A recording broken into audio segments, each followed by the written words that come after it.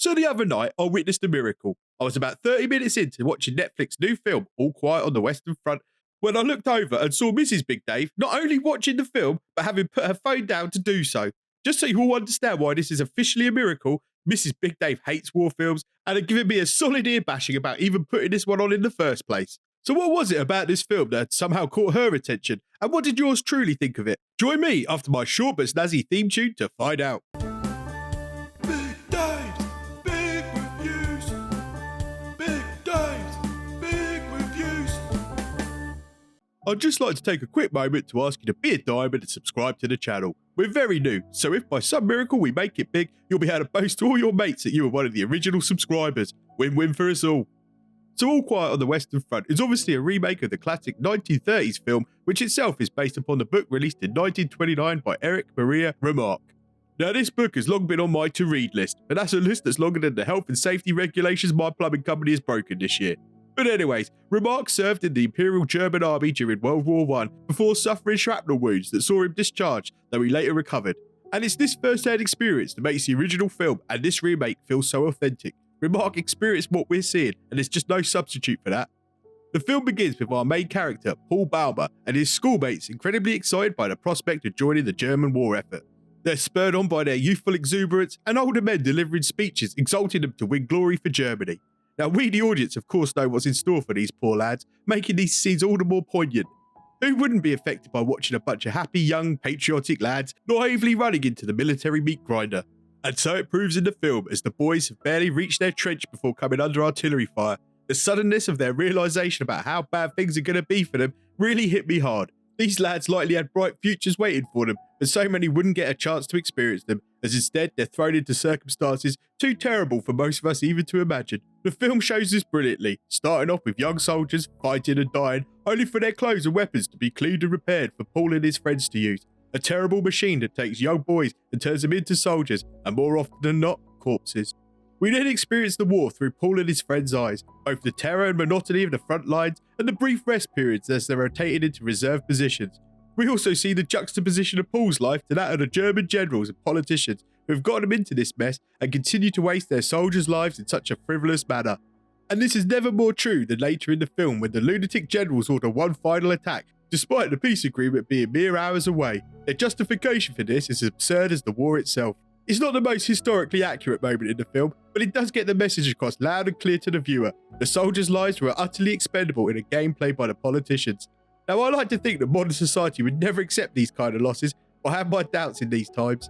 And as for Paul, well, you never really hold out much hope for his survival. Even if he does somehow survive the fighting, you can tell that his life will never be the same again. I even found myself thinking it might be a mercy if he does die in battle, as the damage done to his mind might be irreparable.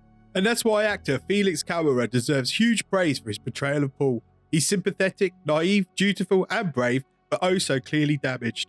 And that's a theme that applies to all the soldiers we see. How will these once happy, optimistic young men ever go back to normality after suffering through one of the most barbaric forms of warfare known to modern man? The impression you get from the film is that for the majority of them at least, they won't. They've suffered too many shellings, too much death and too much terror to ever be normal again. It's easy to draw such opinions as the film's themes come through loud and clear due to how wonderfully written, acted and directed it is. It's also an exciting but difficult watch as the tension never drops, as even in the quiet moments we know the next horrific push into no man's land can only be moments away.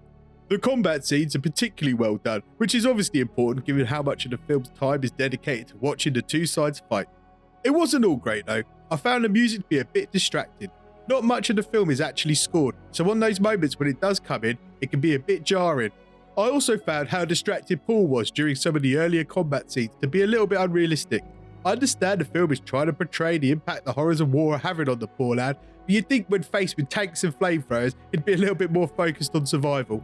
Some of the CGI wasn't that great either, but given the budget of the film, I think they did pretty well overall. And don't get me wrong, these are minor complaints. Overall, the film does achieve what the author originally wanted his book to do, which is to show the horrors of the First World War, the pointlessness and the brutality forced upon a generation of young men, and the callous way their lives were thrown away by politicians and generals. In interview, Remarque was always clear that he did not intend to glamorise war or show the heroics that can occur. And the film really excels here. The access to more graphic, realistic violence that modern filmmaking allows really hits home.